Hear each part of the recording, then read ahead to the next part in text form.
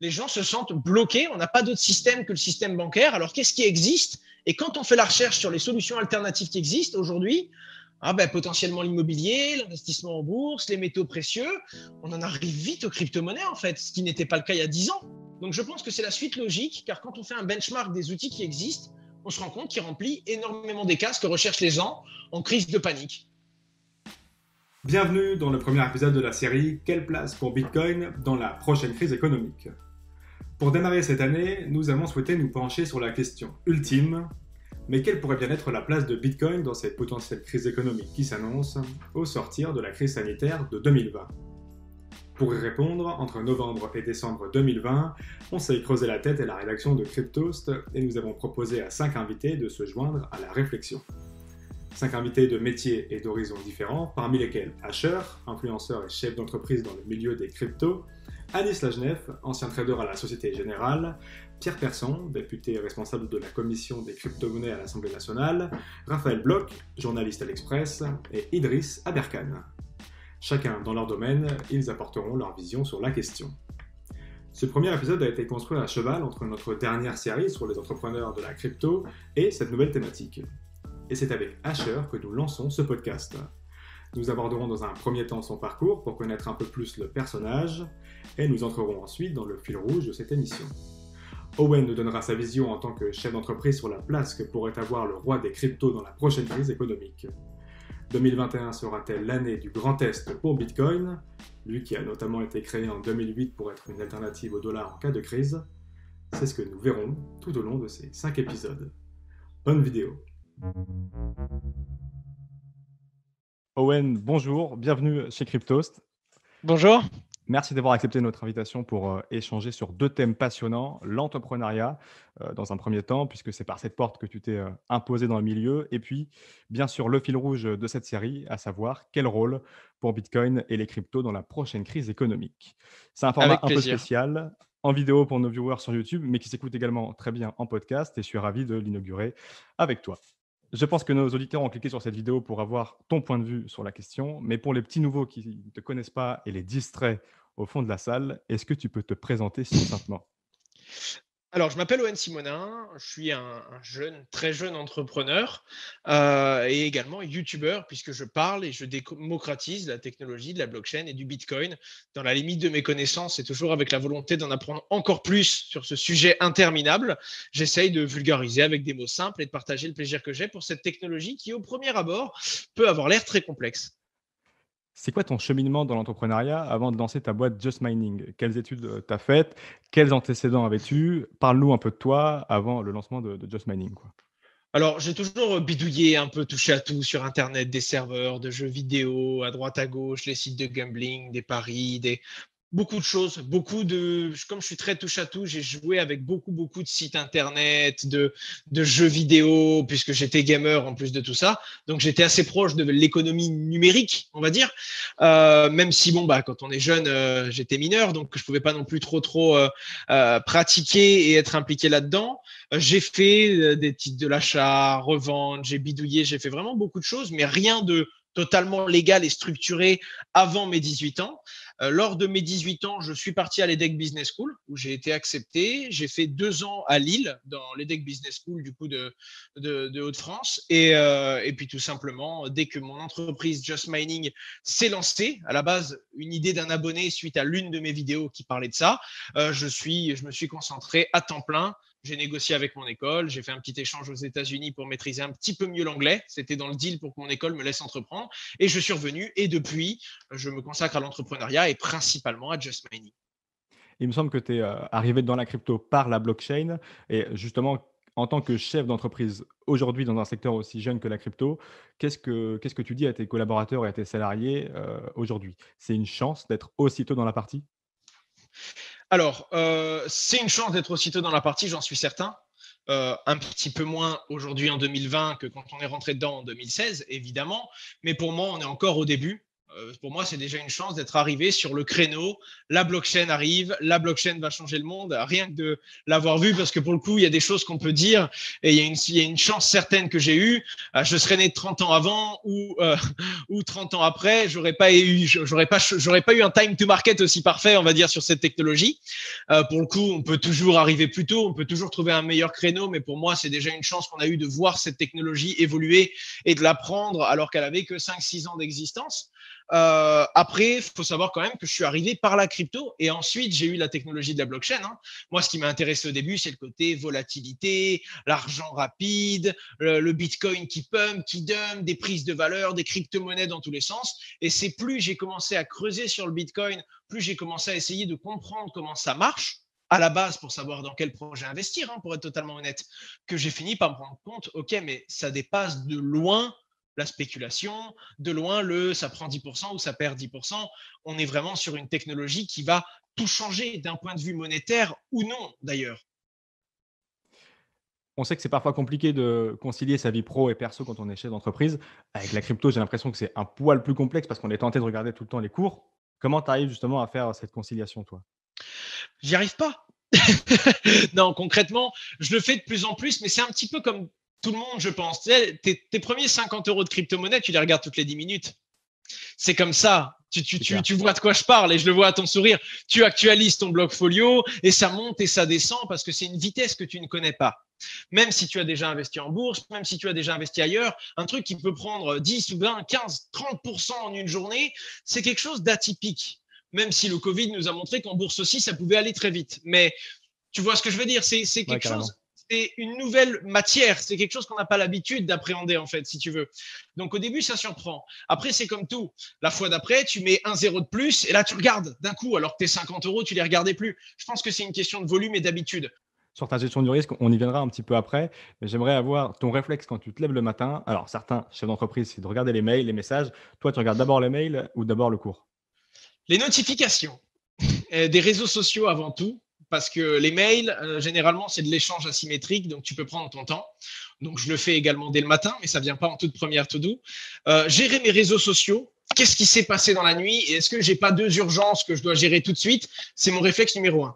Le réflexe numéro 2, ça va être de regarder les cours, mais généralement, je les check pas, sauf si j'ai des notifications comme quoi il y a eu des mouvements virulents à la hausse ou à la baisse. Je me concentre pas tout de suite sur aller voir le prix du Bitcoin. Si j'ai pas de notif, je sais qu'il n'a pas bougé d'au moins 2 ou 3%. À partir de là, c'est des variations.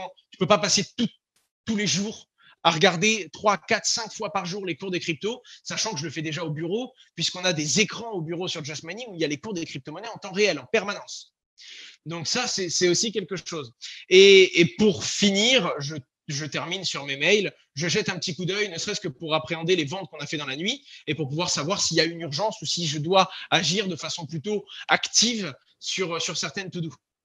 Dans ce flot justement de contenu permanent, est-ce que tu arrives à trouver encore un moment pour t'informer, pour te former et creuser des sujets qui te tiennent à cœur et qui te permettent justement après, par exemple, de choisir les projets que tu présenteras à ta communauté? Alors, il y a 3 choses. La première, c'est ma chaîne YouTube. Le fait que j'ai beaucoup de prospects qui viennent me voir, que j'ai beaucoup de présentations et de suggestions, ça fait que je suis très à jour parce que je me dois de faire cette veille constante que je réalise également pour Just Mining. C'est-à-dire que les équipes commerciales de Just Mining me mettent à jour de tous les produits qu'on a chez Just Mining, le stacking, les masternodes, le mining, l'évolution de ce marché-là. Moi, de mon côté, je suis plus dans les toutes dernières tendances sur YouTube. Le farming, le yield, les toutes nouvelles, ce qui se fait, la finance décentralisée, ce dont les gens parlent en fait. Quelque chose de beaucoup plus marketing. Alors que Just Mining, c'est beaucoup plus opérationnel, technique. Donc déjà, ça fait 2 belles mises à jour. Une professionnelle et une qui vient des projets qui se présentent.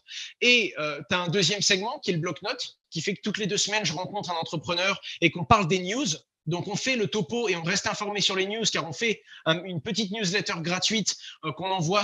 On fait une petite liste des 10 news incontournables, comme je l'avais fait avec Thomas de chez vous d'ailleurs. On avait fait un bloc-notes ensemble. Et le tout dernier point, c'est la communauté. On reçoit entre 500 et 1000 messages privés par jour de personnes différentes sur Facebook, Twitter, Instagram, Snapchat et tous les autres réseaux. Et du coup, quand tu as 10, 20 personnes qui parlent de la même chose, les community managers me remontent cette information et le fait d'avoir des yeux et des oreilles partout, on va dire dans le monde du coup, puisque c'est la communauté francophone, mais elle est partout, ça me permet d'être vraiment particulièrement à jour et d'avoir une bonne lecture de ce marché parce que les gens me remontent les informations les plus pertinentes qu'ils arrivent à avoir. ce rôle-là, justement, d'avoir beaucoup de messages, c'est ton rôle d'influenceur. Comment tu le perçois? Il y a un côté, j'avais échangé avec des gens à ce sujet-là, il y a un côté qui peut être militantiste ou lobbyiste, sans doute même du lobbyiste qu'on pourrait qualifier d'intérêt général parce que c'est souvent de l'information. Mais comment tu perçois ton rôle dans l'écosystème crypto français? Alors, c'est très, très dur parce qu'à la fois, je suis sur YouTube pour m'amuser et je le dis. À la fois, c'est mon gagne-pain, c'est-à-dire que je trouve des projets qui me plaisent, mais après, je leur demande du budget. Donc, mine de rien, je gagne de l'argent. Et surtout, ce sont des clients que j'accompagne d'un point de vue marketing. Les gens voient que le côté, on va dire, au-dessus de l'océan de l'iceberg. Mais la réalité, c'est qu'il y a toute la partie marketing, mise en relation des médias, ne serait-ce que dans le boulot qu'on fait ensemble avec Cryptos, par exemple. Combien de fois je vous ai présenté des clients et à l'inverse, vous en avez présenté. Et puis, on se dit ensemble, comment est-ce qu'on pourrait l'aider? Est-ce que tu aimes vraiment? Combien de fois j'ai voulu parler d'un truc et il y a les équipes de Cryptos qui m'ont dit, ouais, mais nous, on a un doute à cause de ça. Et dans notre sens, on échange beaucoup d'informations, mine de rien, pour être sûr de partager les bons projets et de supporter les bons drapeaux, en quelque sorte. Donc, c'est un peu particulier parce qu'à la fois, il y a le côté je m'amuse, je fais ce que je veux, j'ai de compte à rendre à personne. À côté de ça, il y en a qui me voient comme un gourou. J'ai présenté 3 projets d'affilée qui ont pris de la valeur. J'en ai présenté un qui en a perdu. C'est de ma faute, c'est ma responsabilité, alors que le disclaimer est présent. Ensuite, tu sais que même si tu responsabilises les gens, tu auras toujours une minorité qui en fracasse sa tête et qui cherchera un responsable en cas de pépin. À côté de ça, tu as des gens qui disent « Ouais, non, t'inquiète pas, c'est pas pour avoir ta responsabilité, mais si tu avais tant d'argent à mettre, tu ferais quoi, comment et quand ?» Tu te retrouves dans un jeu que tu n'as pas forcément demandé non plus. Et puis d'un autre côté, je me sens d'avoir la responsabilité quand même. Quand je vois un truc grave, quand il y a des mises à jour de sécurité, quand il y a des bugs connus ou qu'il y a des plateformes qui arnaquent, j'essaye de le dire. Mais d'un autre côté, tu n'es pas à l'abri non plus de présenter un jour un produit qui deviendra par la suite un produit malsain. Et c'est toi qui auras présenté des gens dedans. Ça m'est déjà arrivé. À l'époque où je bossais avec Crypto Analyse, j'avais vraiment mis de la bonne volonté. J'y croyais dur comme fer. L'équipe de direction a perdu la tête. J'avais envoyé des abonnés là-bas. Je ne pouvais rien faire de plus que payer les pots cassés, parce que j'étais tenu pour responsable. Et indirectement, je l'ai mérité, parce que c'est quand même moi qui ai mis de la lumière et qui a rapporté des gens vers là-bas. Donc, c'est toujours un peu délicat. Je pense que je n'ai pas un rôle. Je fais ce qui me plaît, j'essaye de le faire avec mes valeurs. Je ne suis pas agnostique, je ne suis pas un média. C'est-à-dire qu'on m'aime ou on ne m'aime pas. Je tolère les deux. J'aime quand c'est constructif. Alors, si on ne m'aime pas, qu'on essaye de m'expliquer pourquoi pour que je puisse m'améliorer. Et puis, si on m'aime bien, qu'on me dise pourquoi pour que je puisse continuer dans cette voie-là. Et j'essaye de faire mon petit bout de chemin. Mais sur YouTube, pas de prétention particulière. Alors que dans le monde de l'entreprise, on a nos objectifs et on espère bien mouner nous aussi un jour dans notre travail. Surtout qu'il y a une époque où tu mettais ton numéro de téléphone dans la description, c'était le cas jusqu'en mars. Il est partout, donc ça sonne tout le temps. Tape mon nom, mon prénom, il est partout. Tout à fait. Pour le coup, je reste très, très ouvert, ce qui fait que je ne suis pas débordé, dans le sens où je vois beaucoup de choses rentrantes, mais je délègue. Je prends très rarement un call avec un numéro inconnu qui arrive sur mon téléphone. Mais du coup, le fait que je sois très ouvert, il n'y a pas de c'est son numéro, c'est un miracle, on peut l'appeler. Pas du tout. Je suis très, très ouvert. Et la plupart des gens qui m'appellent, soit ils me font perdre du temps et ils m'appellent qu'une seule fois, soit ce sont des personnes qui m'appellent, qui ont une bonne raison et qui ne m'appellent pas juste pour m'appeler. Et à ce moment-là, ça fait un contact, on échange, on garde ce lien. Et c'est le fait que je sois très ouvert et que j'essaye de répondre à tout le monde. Moi, mais aussi les 4 personnes qui sont derrière à répondre aux messages privés. Attention, faut pas les oublier. Les mecs, c'est des combattants, puis heureusement qu'ils sont là, parce que même si je passe une minute par message, quand on en a 1000 par jour, tu peux pas faire ça toute la journée, c'est pas possible. Et donc, on essaye de répondre aux gens, on essaye d'aider quand on peut dans la limite de nos compétences. Il y a plein de gens qui disent que je suis un expert, mais c'est toujours pareil. Tu as des gens plus experts que toi sur un sujet et il y a des gens moins experts que toi sur d'autres. Je pense que la vie, c'est un curseur, c'est pas 0 ou 1. C'est pas il est bon ou il est mauvais, ça dépend des fois, ça dépend des moments. J'essaye de faire au mieux, d'aider les gens, parce que je suis certain que le plus rentable, c'est de vouloir le bien de son écosystème, en tout cas dans la blockchain. Et non seulement j'ai envie d'être rentable, pour être totalement franc avec toi, et c'est aussi comme ça que je dors bien, que je m'amuse et que je prends du plaisir dans ce que je fais. Pour réussir à bien dormir, justement, thématique un peu différente, mais qui est aussi dans ce rôle de est-ce que tu arrives à fermer les yeux la nuit? La sécurité de Just Mining. Il me semble qu'il n'y a pas encore vraiment d'assurance. Je sais que vous êtes blindé niveau sécurité, mais est-ce que tu arrives tous les soirs à dormir en disant ouais. C'est exactement ça. Il y a 2 choses. Normalement, une banque, elle met une partie de son budget dans de l'assurance, une partie de son budget dans la sécu. Nous, dans la crypto, pas d'assurance. Donc, tu as un gros point sécu. Gros point sécu qui est remis en cause en permanence. On se fait attaquer systématiquement tout le temps, que ce soit le site, que ce soit les comptes, que ce soit la donnée utilisateur, que ce soit les crypto-monnaies. Alors, heureusement, on a débauché l'une de nos perles qui s'appelle Arnaud Gugumus, qui est un gérant de sécurité hors norme, qui s'est occupé de la sécurité de certains exchanges dans le passé, qui était également chef de sécurité au Luxembourg dans une structure de gestion de serveurs informatiques, une brute épaisse. D'ailleurs, pour être totalement franc avec toi, il nous a rejoint il y a un peu plus d'1 an. Ça va faire presque 1 an et demi. Et le jour où il est arrivé, j'étais certain d'avoir une sécurité en béton. Il a tout refait. tout. Et c'est ça qui est beau, c'est de se rendre compte que plus tu prends des gens compétents, plus ce que tu considères comme un acquis n'est qu'une base nécessaire et un strict minimum avant d'arriver à l'étape d'après. Et son job à lui, depuis qu'il est arrivé, c'est de remettre en cause tous nos processus, de changer nos mots de passe de façon régulière. Mais il a été jusqu'à repenser le réseau dans lequel on était. Je ne peux pas accéder à mon panel administration de Just Mining sans avoir un réseau sous-jacent de sécurité. Alors oui, quand je dois retirer 5 € de mon wallet, ça prend 1 heure. Mais en attendant, c'est le minimum pour les clients. Et puis, il y a la gestion de multisig, la gestion des fonds sur Cold Wallet. Comment faire pour que si quelqu'un arrive avec une arme au bureau, il ne puisse pas partir avec les fonds des clients? Faire en sorte, enfin, c'est quelque chose de fou, de très complexe qu'il a mis en œuvre. Depuis, je dors beaucoup mieux. Vraiment beaucoup mieux qu'avant. Et moi, je me concentre sur trouver une assurance. Alors, on a 2 bonnes pistes. Il y a de grandes chances qu'on arrive très rapidement à assurer une partie, tout du moins, des fonds de Just Mining. On a trouvé quelques solutions, mais on en a trouvé déjà une qui était complète, mais trop coûteuse, qui irait jusqu'à représenter 5% des fonds qu'on protège par an. C'est même pas notre marge. Alors, si quand tu gères 1 million d'euros, tu payes 50 000 € par an d'assurance et tu gagnes 30 000 € par an de commission, autant te débarrasser de ce million et ne pas le gérer. C'est ça qui est dur. Mais on a trouvé quelques sociétés, notamment suite à des introductions et une recommandation d'un acteur énorme aux États-Unis, dont je n'ai pas le droit de dire le nom, évidemment, parce que j'ai l'impression que je n'ai rien le droit de dire, d'ailleurs, mais des géants qui ont été très, très cool avec nous. On leur a proposé un petit partenariat, un petit quelque chose. Ils nous ont dit, écoutez, ce n'est pas contre vous, mais vous gérez quelques dizaines de millions d'euros, on gère quelques milliards. Il n'y a pas encore cette échelle entre nous. Par contre, on a fait un petit audit. Vous nous avez parlé de vos faiblesses, notamment le fait que vous n'avez pas d'assurance. Et c'est normal, personne n'a d'assurance, si ce n'est nous et quelques autres géants, comme des Coinbase ou comme des Kraken. Et ce qui se passe, c'est que ces personnes-là nous ont ouvert un contact super intéressant avec qui on échange depuis un moment. Et on est en train de mettre une base d'assurance pour Just Mining également. Et tout ce qui est assurance type c'est les assurances dans la DeFi? Alors, j'ai plus le nom. Assurance dans la DeFi, j'ai ma petite préférence avec un projet DeFi sur lequel on est en train d'échanger. Je ne veux pas le citer parce qu'il m'a demandé de ne pas le faire. Il n'a pas encore d'offre publique.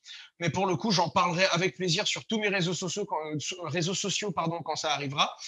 Mais c'est une assurance DeFi dans laquelle on devrait normalement également couvrir une partie de nos fonds. C'est les 2 pistes qu'on a. Une totalement décentralisée et une de façon totalement centralisée, une assurance traditionnelle. D'accord, ok. Avant de rentrer un peu plus du coup dans l'aspect économique, une question d'actu. Il y a de cela 2 ans, tu avais fait une vidéo sur ta chaîne Réponse à Bruno Le Maire. Alors, 2 questions. Est-ce qu'il t'a répondu? Et qu'est-ce que tu penses de sa prise de position sur les cryptos récemment? Est-ce que c'est une sortie de route ou un virage de l'exécutif à ce sujet? On est sur une grosse sortie de route. On a raté le point de corde et on est parti dans les arbres. Très, très clairement, pour moi, on est sur une sortie de route. Alors, c'est comme tout. J'ai appris des choses après qui font que c'est normal qu'ils prennent cette position d'un point de vue public. Même s'il ne pense pas ce qu'il dit, il devait le dire à ce moment-là. C'est quelque chose de tellement compliqué et c'est un petit peu dur pour moi de répondre à toutes les questions comme si je savais tout, alors qu'en réalité, je te réponds avec les connaissances que j'ai aujourd'hui, qui sont sûrement très maigres et des fois éloignées de la réalité des faits. Donc, j'ai peur de manquer de factualité en te répondant et en t'affirmant que c'est une bêtise, mais je l'ai déjà fait. Parce que clairement, ce qu'il dit, et même s'il a une bonne raison politique de le dire derrière suite à une stratégie du moment, peu importe, il donne une très mauvaise image des crypto-monnaies. Il prouve qu'il n'en a pas du tout compris les détours. Il prouve également publiquement qu'il veut juste ternir, on va dire, l'image des crypto-monnaies, parce que ce qu'il dit sur les crypto-monnaies en mode, ouais, à force de blanchir 50 € à droite, 50 € à gauche, on finit par blanchir des gros montants. Oui, mais c'est pareil pour PaySafeCard, c'est pareil pour les tickets NeoSurf. Il n'y a pas plus de proportion de blanchiment en Bitcoin que tu vas en avoir en dollars ou en euros. Et globalement, maintenant qu'on connaît bien la technologie Bitcoin et sa traçabilité, pour vouloir blanchir de l'argent avec du Bitcoin, il faut vraiment être idiot, quoi. Si moi, demain, j'avais un truc à cacher et je voulais faire quelque chose de grave, le Bitcoin, c'est la dernière de mes idées sensées. Tu vois ce que je veux dire? Ouais, Parce que carrément. maintenant, on a compris la technologie, maintenant il y a du KYC, maintenant tu as une visibilité sur ce réseau. Il n'est plus anonyme, il est pseudonyme depuis que la technologie a été comprise. Donc, pour moi, c'est une vraie grosse sortie de route. Et même s'il y a une raison politique que l'on ignore aujourd'hui, il a terni une économie qui sera l'économie de demain. Et comme tout le monde, il finira, parce qu'il en empêche la tête bien faite, sinon ce ne serait pas le ministre de nos Finances, un jour, il finira par dire « Oh là là, j'avais rien compris, je présente mes excuses », comme l'ont fait avant lui les bonhommes de chez PayPal, les bonhommes de la JP Morgan et les plus gros cerveaux de ce monde. Je pense. On va rentrer dans l'aspect économique de cette Ok. deuxième partie du podcast. La première question, comment Just Mining a fait pour passer l'hiver des cryptos et plus globalement le bear market qu'on a connu plus récemment?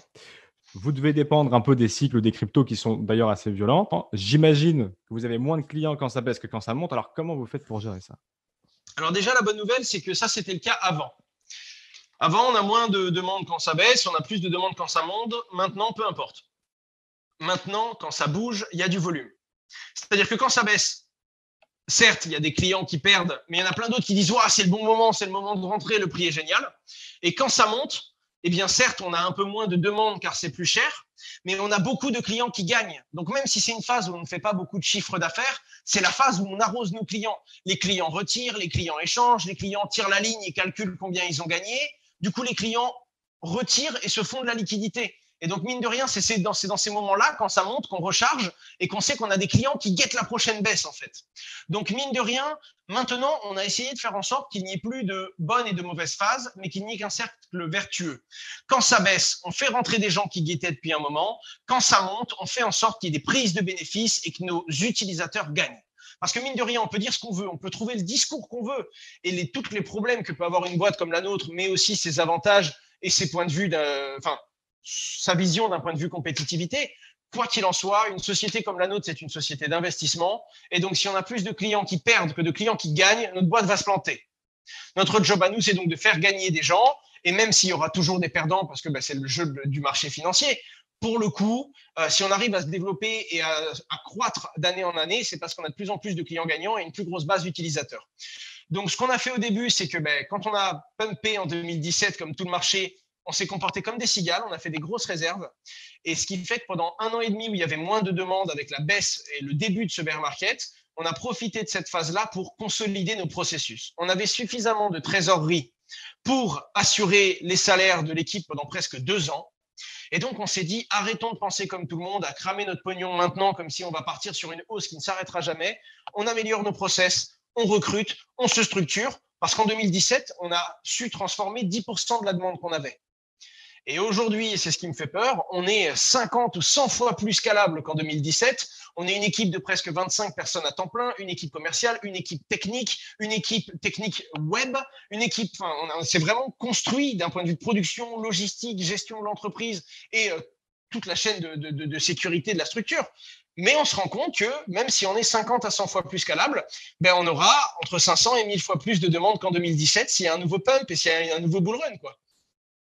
Et le crash de mars, ça vous a apporté beaucoup de nouveaux utilisateurs? Oui et non. On a eu beaucoup de peur, beaucoup de gens qui ont vraiment cru qu'ils allaient tout perdre et qui ont liquidé. Et c'est bien dommage, mais bon, on n'est pas là pour conseiller le client à ce moment-là. On n'est pas conseiller en investissement financier. Il veut sortir, il sort. Et on a eu beaucoup de nouveaux entrants. En attendant, et pour beaucoup de membres de la team, ça a été le bon moment pour recharger. On y croyait dur comme fer. C'est vrai que quand le Bitcoin a tapé les 3000 $ et qui s'est effondré en passant de 7000 à 3000 en quelques heures, je me souviens, c'était au milieu de la nuit, si je ne dis pas de bêtises, 3h30 du matin, heure française. Un vendredi. Je me souviens, voilà. Je me souviens que dans le chat de Just Mining, il y avait c'était un mélange très, très particulier et une odeur vraiment étrange de billets cognitifs. C'était un mélange c'est la dernière fois qu'on voit ça, c'est le point d'entrée. Les gars, c'est l'opportunité rêvée qu'on n'aura plus. On charge, on met tout. Et à côté de ça, tu as des gars qui disent, ouais, mais 2000 € de moins. Et là, c'est compliqué, quoi. Un Bitcoin à 1000 $, il touchait les 1000 $, tu te remettais en cause. C'est un rêve qu'on a vécu, ça peut s'arrêter. Et c'est fou de voir parce qu'on a construit tellement de choses, on est tellement engagés, c'est tellement nos journées, nos semaines, nos week-ends, nos jours fériés, on est tellement autour de ce monde-là, on vit blockchain. Ce petit moment-là était à la fois palpitant, incroyable, comme si c'était la dernière fois qu'on vivait ça et à la fois terrifiant.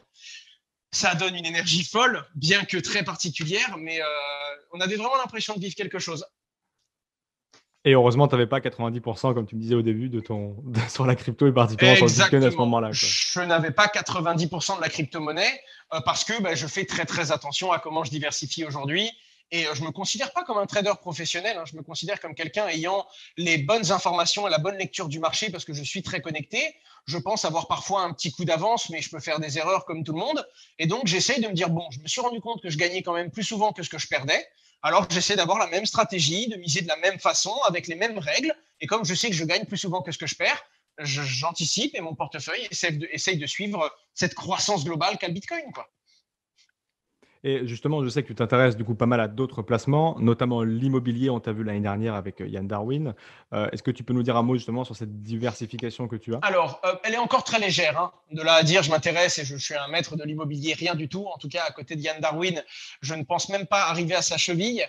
Mais pour le coup, on a fait deux types de diversification. Une première personnelle, moi, j'ai acheté mon appartement, mon frangin également. On bosse beaucoup ensemble, c'est pour ça que je le cite ici. À côté de ça, on s'est monté une petite société civile immobilière dans laquelle on essaye d'acheter tous les 6 mois.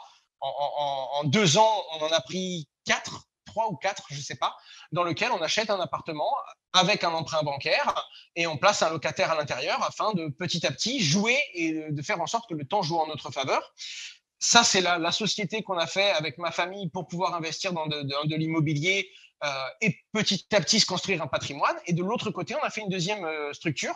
Quand on s'est rendu compte qu'avec nos entreprises, on avait plusieurs dizaines de milliers d'euros de loyer par mois, on s'est dit, il faut arrêter de rembourser la dette d'un autre. On a acheté un gros bâtiment, celui-là, en Moselle.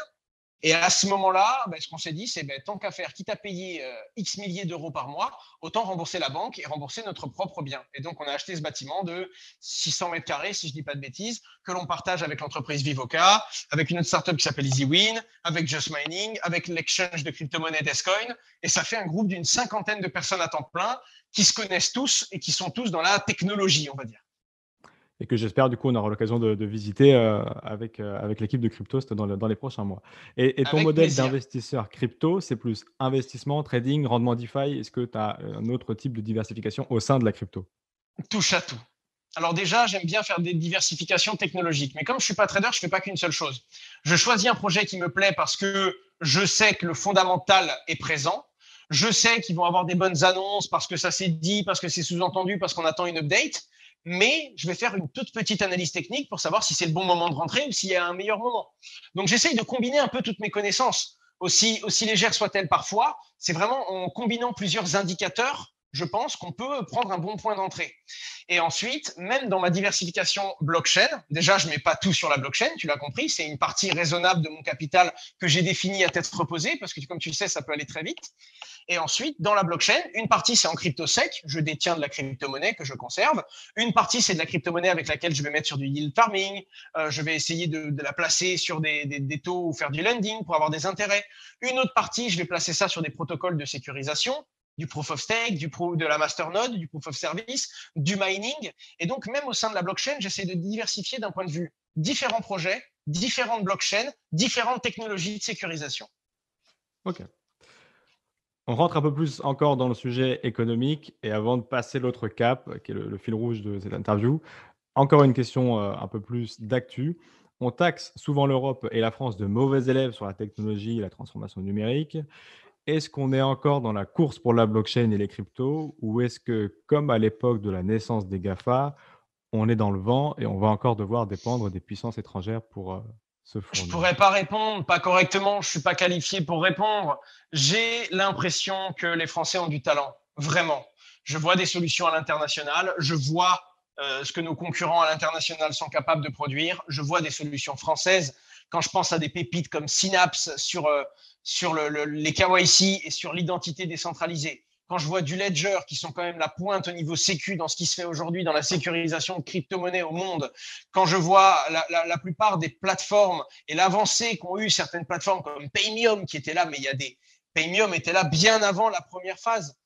Quand je vois comment on arrive à être les premiers sur des problématiques très complexes, je me dis les Français ont du talent.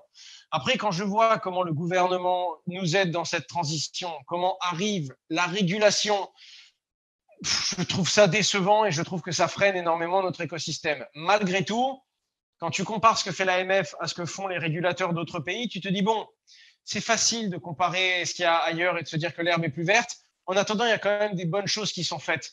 Et le problème, c'est qu'à la fin, qu'on verra vraiment si la France a été mise hors jeu ou non.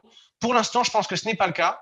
Elle peut s'éloigner très fortement de ses objectifs et se freiner cette année, parce que la régulation est en train de prendre vraiment des décisions particulières. Mais pour l'instant, je pense qu'on est encore dans la partie. On entre maintenant du coup dans le cœur de la série, le rôle de Bitcoin lors d'une crise économique. Est-ce que justement tu pourrais nous rappeler un peu pourquoi et quand le Bitcoin a été créé à la suite de la crise de 2008 du coup? Alors, en 2008, la crise des subprimes, un homme se pose une question, un homme, une femme, un groupe, on ne sait pas, je le rappelle, c'est Satoshi Nakamoto, mais on ne sait pas qui il y a derrière, se pose une question en mode, mais qu'est-ce qui se passe si on ne peut plus avoir confiance au système? Qu'est-ce qui se passe si on ne peut plus avoir confiance aux gens qui garantissent la monnaie? Et qu'est-ce qui se passe si ce billet ne devient qu'un bout de papier, quoi? Si ma carte bleue ne fonctionne plus car c'est un bout de plastique, qu'est-ce qu'on fait? On n'a pas de solution. Revenir au troc, c'est impossible. Il y a tout plein d'autres solutions moyenâgeuses, mais ça ne comblerait pas le problème. Aujourd'hui, l'être humain est trop connecté, trop technologique, trop rapide pour revenir à une ancienne méthode. Il nous faut une solution efficiente, technologique, décentralisée, de particulier à particulier, sans tiers de confiance, sans être obligé de confier ça à un gouvernement ou à une banque qui peut prendre un contrôle hostile de ce système. Il nous faut un moyen d'échanger. Et quand il dit échanger, ce n'est pas vraiment échanger que de l'argent, même si le premier nom de Bitcoin, c'est peer-to-peer cash électronique système. Mais c'est vraiment un moyen de montrer qu'on peut s'échanger quelque chose sans qu'il ait de valeur à la base, le Bitcoin, je le rappelle. Mais comme si toi et moi, on voulait échanger grâce à une technologie qui nous donnerait de la confiance à tous les deux. J'ai plus à avoir confiance en toi, tu n'as plus à avoir confiance en moi. On doit juste tous les deux avoir confiance en cette technologie et que cette technologie soit autonome, décentralisée, immuable, comme l'est le Bitcoin. Et c'est là qu'ils ont commencé à bosser sur une première version qui est sortie en 2008 ou début 2009, je crois, qu'est le Bitcoin. Donc l'objectif, c'était du coup d'avoir effectivement cette roue de secours, entre guillemets, si demain tout s'arrête, roue de secours qui aujourd'hui est d'autant plus d'actualité avec cette crise économique qui plane au-dessus de la suite de la crise sanitaire. Alors du coup, quand on voit, on en a discuté un petit peu, cette plongée qu'a eu le Bitcoin jusqu'à 3 000 $ en mars, est-ce qu'on dit échoué ou au contraire que les gens qui vendaient le Bitcoin facilement, maintenant, ils sont partis, ils sont plus dans la partie et qu'on est du coup plus serein? Franchement, alors encore une fois, je manque de compétences pour vraiment bien répondre là-dessus, mais je pense que c'est un marché qui est trop peu volumineux pour être affecté par ça. Oui, les gens qui vendent sont évidemment ceux qui tirent le prix à la baisse, mais on est sur un marché qui, en consolidé, fait quoi, 300 ou 400 milliards de dollars? Le marché des crypto-monnaies aujourd'hui, c'est-à-dire à 15h10 le 12/11/2020, c'est 388 milliards de dollars. C'est énorme à notre échelle, à nous deux, je pense. C'est très gros à l'échelle de la France, mais d'un point de vue finance internationale, le Bitcoin, c'est un petit point sur l'immensité de la valeur de tous les marchés, de l'or, de la bourse, de tout ce que tu veux. Donc, je pense en réalité que oui, ça a pu faire sortir quelques personnes. Oui, on rentre peut-être dans une phase où le Bitcoin va accélérer, on va partir dans un potentiel bull run, c'est possible. Par contre, ce que je sais aussi, c'est que demain, s'il y a quelqu'un qui décide de vendre 20 milliards d'un coup au marché, il va faire effondrer tout le marché et il peut nous remettre dans une phase bear market qui va durer, ou alors nous faire taper, nous faire briser quelques supports sous lesquels on ne veut pas retourner. Et à l'inverse, une personne qui arrive, qui met un très gros chèque et qui décide d'investir 50 milliards, que ce soit une organisation publique, que ce soit un gouvernement ou que ce soit une très grosse fortune, même si pour un particulier, ça devient compliqué connaissant les plus grosses fortunes de ce monde, ça peut partir et ça peut prendre des dimensions qui sont encore très très loin de celles que l'on a aujourd'hui. Elle vient d'où cette confiance du Bitcoin? Parce que on connaît la monnaie fiduciaire, ce qui la met en place, ce qui la maintient entre autres, c'est l'arsenal juridique et politique. Mais il n'y a pas Bitcoin. Bitcoin n'a pas tout ça, ou en tout cas pas à la même échelle. Alors, elle vient d'où cette confiance en ce jeton numérique de parking, comme certains peuvent le dénigrer? Justement, la confiance, c'est tout. Si moi j'en ai, c'est simplement parce que j'ai compris la valeur de sa technologie et parce que je préfère laisser dormir 13 000 € sur un Bitcoin que de laisser dormir 13 000 € sur le compte courant de ma banque. À partir de là, on peut très clairement dire le Bitcoin n'a de prix que la confiance qu'on lui donne. Sa valeur, c'est la confiance qu'on lui accorde. Et s'il y en a de plus en plus au fil des années, c'est car il y a de plus en plus d'êtres humains qui en achètent et qui ne veulent pas le vendre. En mode, cet outil, j'ai confiance en cet outil. Le truc, ça fait 13 ans, 12 ans, pardon, 13 ans qu'il ne tombe pas. 13 ans qu'il tourne, 13 ans qu'il remplit sa fonction de, on va dire, intermédiaire de confiance, même si ce n'en est pas un, puisqu'il est totalement autonome, algorithmique et qui ne repose pas sur la décision d'un humain, quoi. On le voit avec les 50 milliards d'euros qui ont été épargnés du coup par les Français durant la première phase de la crise du Covid. L'orage gronde et quand l'orage gronde, les particuliers se replient a priori plutôt sur leur monnaie étatique. Qu'est-ce qui pourrait faire qu'ils placent une petite partie de leur épargne dans le Bitcoin et la crypto? Est-ce que ça peut être finalement cette régulation qui s'intensifie? Il y a beaucoup de gens qui cherchent des alternatives, mais qui ne veulent pas prendre le risque de l'investissement. Beaucoup. Et le problème jusqu'à présent, c'est que rentrer en bourse, si tu as peur des banques parce que le Covid arrive, tu n'as vraiment pas envie de devoir choisir une entreprise, quoi. Pour rentrer en bourse, c'est encore pire. Alors les gens se tournent vers la ressource la plus connue, l'or et les métaux précieux, qui sont des ressources de valeur qui ont d'ailleurs été très prisées pendant la crise du Covid. Et les gens se rendent compte qu'il y a un problème de liquidité sur l'or. C'est compliqué de le dépenser. Alors, il y a évidemment des acteurs, je pense à Veracash, qui trouvent des solutions permettant aux gens de dépenser très intelligemment leur or.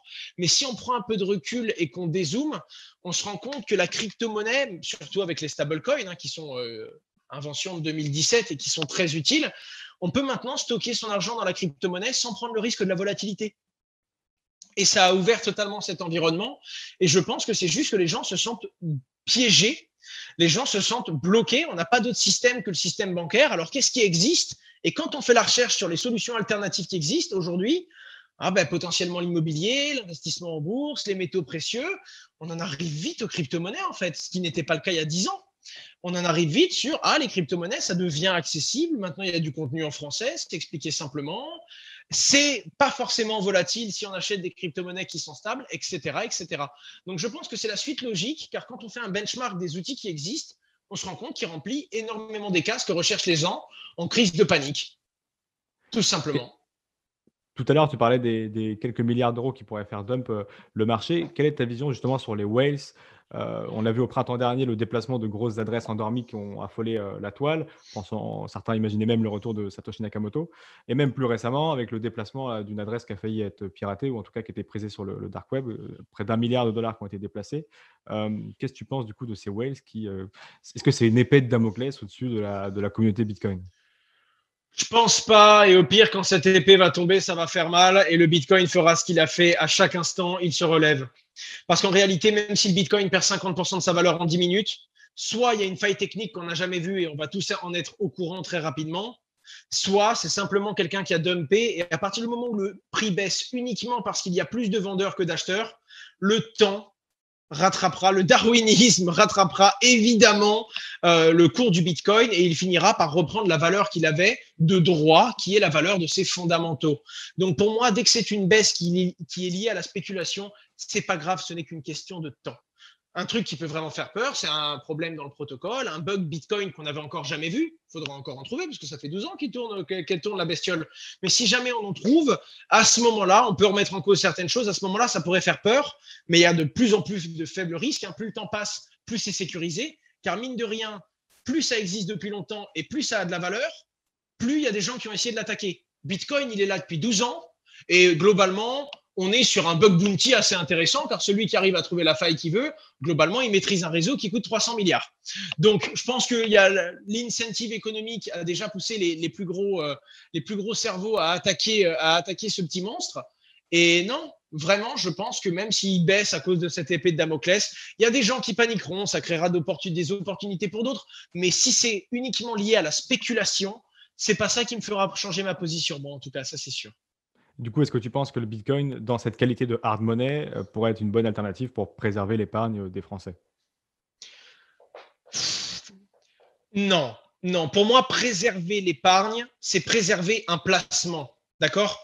Et les gens qui vont sortir leur argent, leur épargne, en fait, il ne faudrait pas que quelqu'un qui nous entende et qui a de l'argent sur son livret A se dise « Oh, il a dit que c'était une bonne chose de vider mon livret A pour le mettre sur Bitcoin. » Pas parce que je ne crois pas que ce soit une bonne chose, pas parce que je crois que sur 3 ou 4 ans, il ne va pas gagner de l'argent, mais simplement parce que c'est un risque d'investisseur. C'est un marché qui est encore trop jeune, il est trop volatile et même si la technologie et les fondamentaux derrière sont incroyables, on est encore dans cette phase où tout peut partir dans un sens ou un autre à cause d'un acheteur ou d'un vendeur. À partir de là, ce n'est pas encore un bon plan pour monsieur tout le monde.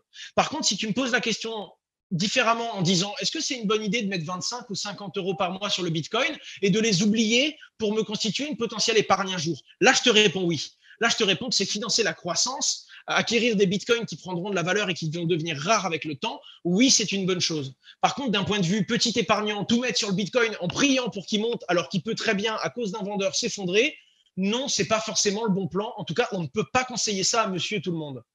Je comprends. Et on voit justement de plus en plus de banques s'y pencher. PayPal y est allé. Aujourd'hui, c'est le FOMO des institutionnels un petit peu. Est-ce que ce choix-là, ce FOMO-là, de ce genre de personnes, ça ne nuirait pas à la crypto Bitcoin qui, à la base, était créée pour ne pas ressentir les froissements de ce genre d'opération-là? Je pense que c'est une question de volume et une question de jeunesse. Bitcoin est intrinsèquement humain dans le sens où c'est l'offre et la demande qui le drive. À partir de là, on aura toujours des variations violentes, hein, que ce soit très clair. C'est humain, c'est comme ça. Quand ça vend, on a peur, hein, et c'est d'ailleurs pour ça que l'analyse technique prend son sens, hein. Si on regarde une analyse technique et qu'on se dit il y a une résistance ici, on va peut-être rebondir dessus. Si c'est vrai, c'est uniquement parce que des millions de personnes la suivent, cette résistance, et tirent la même conclusion que vous. Si ce n'est pas le cas, ça ne devient pas une prophétie auto-révélatrice. Donc, pour le coup, je pense que le Bitcoin, c'est sa finalité, c'est de montrer il y a un monde dans lequel on est censé s'entendre. Il y a un monde dans lequel il y a de la paix, de l'amour et une solution pour tout le monde. On ne vous dit pas que c'est la solution de demain. On ne vous dit pas que le Bitcoin sera la monnaie de demain, que ce sera la monnaie la plus utilisée, que ça va remplacer l'euro, notre méthode de paiement, que tout le monde l'utilisera. On voulait juste vous montrer que c'était techniquement réalisable. Pour moi, c'est ce qu'il a fait Satoshi Nakamoto. D'ailleurs, sinon, il se serait exprimé depuis, à part s'il est mort, évidemment. Mais je pense que ce n'était pas uniquement d'un point de vue financier ou d'un point de vue de gagner. Pour moi, c'est quelqu'un qui a voulu dire à l'humanité, regardez ce qu'on pourrait faire en réfléchissant tous ensemble et en créant aujourd'hui une technologie qui représentera la confiance que l'on ne peut pas s'accorder directement sans technologie entre nous et qui pourra remplacer nos tiers de confiance. Pour moi, c'est une façon d'appréhender tout ce qui va se faire et l'évolution technologique de l'homme. On devait faire évoluer notre confiance et la matérialiser dans une technologie. C'est ce qui s'est passé. Sur la frise de Schopenhauer, pour toi, on en est où? On est en train de quitter le dangereux et on rentre violemment et à pleine vitesse dans l'évident. Ouais, ça y est, pour toi, c'est Ouais, pour moi, on est en train de rentrer dedans. PayPal, c'est quand même l'entreprise qui s'est occupée de la transition numérique du billet qu'on connaît au paiement en ligne dans les années 2000. Quand on voit une position comme elle, une entreprise comme elle qui annonce de but en blanc, on va accepter les crypto-monnaies, c'est pas n'importe qui, c'est quelqu'un dont le job a déjà été dans le passé de révolutionner la monnaie. Pour moi, ça veut dire beaucoup. Et puis à côté de ça, c'est tout simplement une simple constatation. C'est arrivé dans la tête de JP Morgan alors qu'à la base, ils étaient contre. C'est utilisé par Microsoft, par Amazon, par les plus grands géants de ce monde qui en ont vu une utilité. Ce n'est pas juste une ou deux personnes, c'est un ensemble de gens qui finissent par arriver ici. Et donc, je pense vraiment que cet ensemble font qu'une personne peut se tromper, 100 personnes aussi, 10 millions de personnes, ça commence à devenir compliqué. Ouais, je comprends. J'aimerais aborder avec toi un point très intéressant qui est parfois ignoré des gens, le scoring de Bitcoin et son aspect pseudonyme. Bitcoin n'est pas anonyme, il est pseudonyme et on peut le scorer. On peut retracer un Bitcoin, savoir à quoi il a servi. Euh, Est-ce que finalement, ça ne serait pas dire que le Bitcoin est aussi gelable entre guillemets que Tether, que l'USDT, qui est un stablecoin qui peut être gelé par l'entreprise qui la gère si jamais ils souhaitent geler des fonds. Alors, du coup, si j'ai un Bitcoin qui a servi à financer un truc chelou dans les dark rooms ou des conneries comme ça au tout début, et que demain, Binance ou un autre échange ne veut pas récupérer mon Bitcoin et du coup, je ne peux pas le vendre, en tout cas cette fraction-là. Est-ce que c'est pas déjà le dangereux? cas, hein, sache-le. Hein. Tu déposes un Bitcoin qui vient d'une affaire sale, ils sont très scorés, ils utilisent énormément d'outils, notamment Chain Analysis, hein, qui fait un travail de fou là-dessus. Hein. Tu déposes un Bitcoin sale qui a vraiment trempé dans du lourd sur Binance, ton compte est gelé. Hein. Mais c'est pas dangereux, justement? J'ai envie de dire oui et j'ai envie de dire non. Pour moi, Bitcoin a rempli sa mission, quel que soit le futur qu'il va avoir. C'était montrer que c'était possible. Donner à l'humanité cette idée améliorer-le, toutes les autres crypto-monnaies qui ont existé, ou en tout cas, comprenez que c'est viable et que c'est possible. Donc pour moi, il n'a même pas vocation à être la monnaie qu'on utilisera demain, même s'il est bien parti pour devenir l'or numérique que l'on aura. D'un côté, c'est dangereux, oui, mais d'un autre côté, c'est normal. c'est le côté régulation. C'est obligatoire, on doit passer par là. Je ne dis pas que c'est sain, la régulation, pas indirectement. C'est une petite reprise de contrôle et de contrôle des abus de ces entités centralisées qu'on a voulu fuir. Donc, on le sait très bien que c'est une limite qui va nous éloigner de certaines valeurs du Bitcoin. En attendant, on l'a bien compris aussi. Et moi, je fais partie de ces gens qui pensent que ça apportera quand même plus de bien que de mal. Sous deux réserves. La première, le temps nous le dira, hein, on verra bien.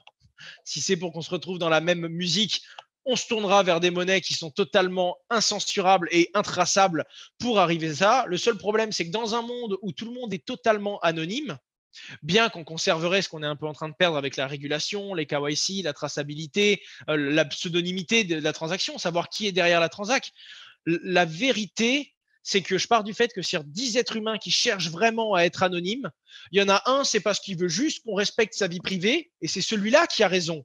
Mais il y en a quand même 9 qui cherchent à être totalement anonymes pour d'autres raisons que cacher la marque de yaourt qu'ils consomment. Tu vois ce que je veux dire?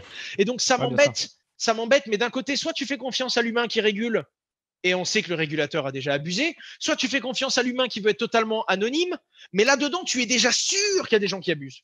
Donc, c'est triste, mais c'est encore une fois un choix d'humain qu'on va faire. Il n'y a pas de 0, il n'y a pas de 1, c'est un curseur. Ce sera du gris et j'espère qu'il sera le plus clair possible.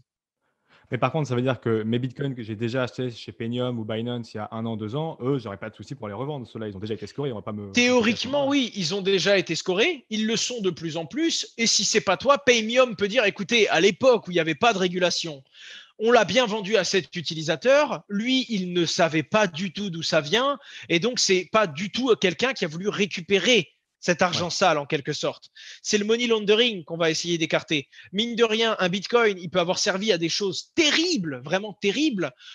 Si la personne qui a utilisé ce Bitcoin pour faire des choses terribles, l'a refourgué à l'insu de son acheteur, qu'il a refourgué, il arrive dans tes mains, tu mérites pas d'être puni, toi, tu vois ce que je veux dire? Surtout si les 5 personnes avant toi le savaient pas non plus.